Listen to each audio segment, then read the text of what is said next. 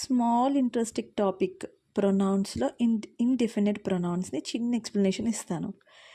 ఇందులో మనం దేని గురించి డిస్కస్ చేసాం? Everybody, somebody, nobody, anybody. అసలు వీటిని స్మాల్ డెఫినేషన్స్ ఏంటి అంటే, ఎవ్రీబడి అంటే అందరూ కలిసి గ్రూప్ ఆఫ్ పీపుల్ అందరూ కలిపితే ఆల్ పీపుల్ అయితే ఎవ్రీబడి అవుతారు. సంబడి అంటే ఏదైనా ఒక అన్నోన్ పర్సన్, అది ఎవరైనా అవ్వచ్చు, ఒక అన్నోన్ పర్సన్ని సంబడి అంటాం. నోబడి అంటే అసలు నో వన్ అనమాట, ఎవ్వరు కూడా లేనట్టు. ఎనీబడి అంటే ఎవరైనా ఒక పర్సన్, అది ఎవరైనా అవ్వచ్చు, ఎవరైనా ఒక పర్సన్ని ఎనీబడి అంటాం.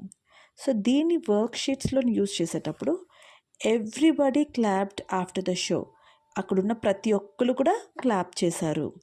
Somebody left pencil on the table, ఈ పర్సన్స్లో ఎవరో ఒకరు, అది ఎవరైనా అవ్వచ్చు, సంబడి తెలీదు పర్సన్, ఆ పర్సన్ ఏం చేశారు? పెన్సిల్ని లెఫ్ట్ చేసేసారు, మర్చిపోయారు. So nobody knows the answer, ఎవరికి కూడా ఆన్సర్ తెలియదు.